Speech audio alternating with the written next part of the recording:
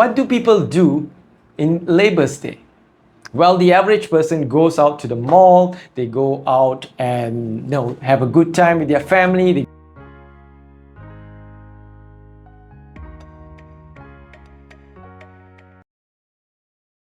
Welcome to this monthly message. My name is Coach Justin. Thank you for being here. And in this message, I would like to share with you something about labor. And what do normal people do? What do people do in Labour's Day? Well, the average person goes out to the mall, they go out and have a good time with their family, they go for vacation. But I would like to invite you to do something different, to take some time to pause and reflect upon this question. And the question goes like this: what is your gift in labor? I truly believe that labor is an expression of love. And it's an expression of love by you sharing your gift out to this world, your unique gift. I believe everybody has a unique gift, and the gift that you can share to this world to create an impact, to make this world a better place. So what is your gift in your labor? Tony Robbins, my mentor, he said that there are 3 gifts of labor that you can share, or 3 gifts of labor. And the first gift is an artist. The second is either a manager or leader, and the third is a producer. So what is an artist? Basically, an artist is not just someone who paints, but artist is someone who is creative. They're excited about creating something, creating a product or a solution that can go out there and impact the world. An artist can be a software programmer who just loves writing program, or an artist can be someone that is good at negotiating and just like creating deals.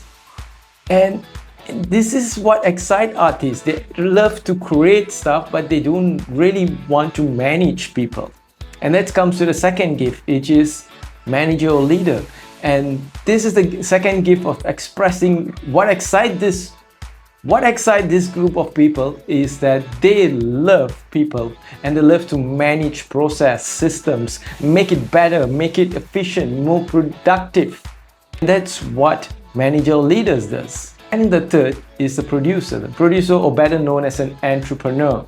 Now, entrepreneur is someone who loves taking risks, loves taking massive risk. That's what Tony says. Taking massive risk. And they are in for the thrill. They are in for the thrill to the ups and downs of the business. They are in for the profit. They are in about selling the business. Now, I have a friend who loves baking, and they get into business, but they are an artist and they just don't know how to create process and manage the business, and they get so frustrated dealing with people, or else they are an artist. Why am I sharing with you? Because in this Labor Day, I would like you to know yourself. To know thyself and be thyself. If you know yourself, you can be yourself. What are you naturally being pulled to? Are you being pulled to being an artist? Are you being pulled to be a manager or leader, or just taking risk? If you know thyself, you can be thyself. And here's another thing: how do you view your job? How do you view your work? Amy Villajansi did a research on how people view their work, and there are 3 categories of it. The first category view their work as a job. Their primary motivation is to just get the work done and get the paycheck. They just want to do the less amount of work and just go away. They view their work as a chore. They look at their work something they have to do as a necessity to make a living. And these people, they might just look for the weekend. Thank God it's Friday. They look forward for the next holiday just to get by. That's the first way of people look at their work as a job. The second group of people look at their work as a career, and they are driven by their primary motivation. They are driven by advancement, getting a better pay, the prestige, that next promotion that they are looking forward. And this is what they are really going forward for. They just want to make it whatever means in their career life. They just want to make it to the next level. They just want to do whatever it takes to go up the rank, to reach the next level of success. They are driven by growth. They are driven by creating an impact and having that significant in their life. And the third group of people is something different, where they look at their work as a calling. They love what they do, and they find importance and they find meaning in what they do. And they are driven to do more work. They wake up in the morning feeling happy going to work because it is something they love to do. Now, you don't have to be like that all the time. And quite honestly, sometimes we fall into all three categories at different time of the day. But the major question I would like to invite you to reflect upon is, where do you spend majority of your time? Do you spend majority of your time as in the job, looking your work as a job, or looking your work as a career, or looking your work as a calling? Each of this, where do you spend most of the time, will give you some hint, or maybe you need to reflect upon. Maybe there's something that you need to work upon as well. So in this Labor Day, I would like to invite you to think about this, because we humans spend 80 to 90% of our waking time at work. Don't you think you want to make it a little bit more enjoyable or doing something that you love? Let me share you a story on something that I encountered when I was going to a counter to get some bills and work done. And I went to the counter and there was a person there who was not so very happy to be there from my perception. I brought my documents, bringing to that person, and she said, hey, this is the things, I need to get this thing done. And she was reluctant to look at it, and she just said, oh, you got this wrong, please go back, fill it up and come back the next day. I didn't have that time to come back the next day.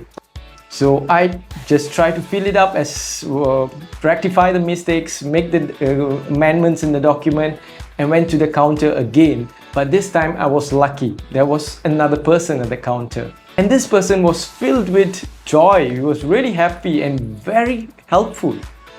And she said, she was just going through these documents and saying, hey, you got this right, but this thing wrong, but let me help you, let me fill this up.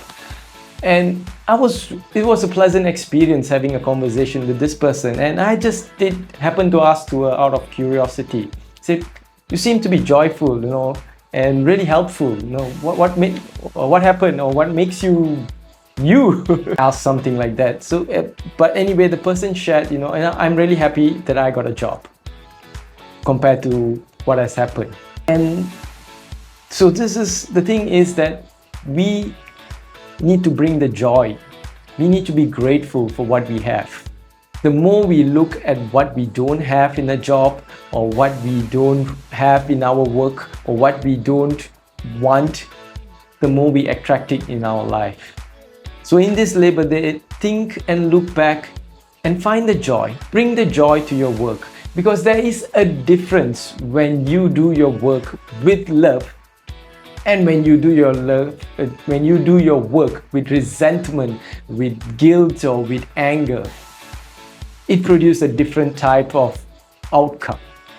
So bring the joy to whatever you do at work. Bring the love to whatever you do at work. Find meaning and purpose in day-to-day activity rather than going out there finding the bigger purpose out of life. Find purpose in what you do rather than finding the purpose of your life.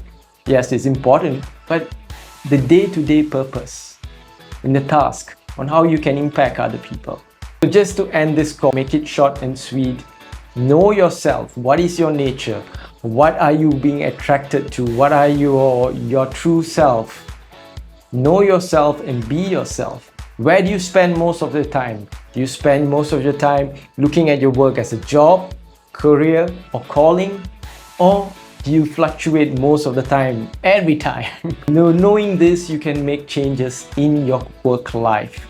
And as an extra bonus, in this link below, I share with you the career blueprint on how to create your own career blueprint. So for those of you all who want to create your own career blueprint and accelerate your career, click in the link below and sign up for it. It's for free.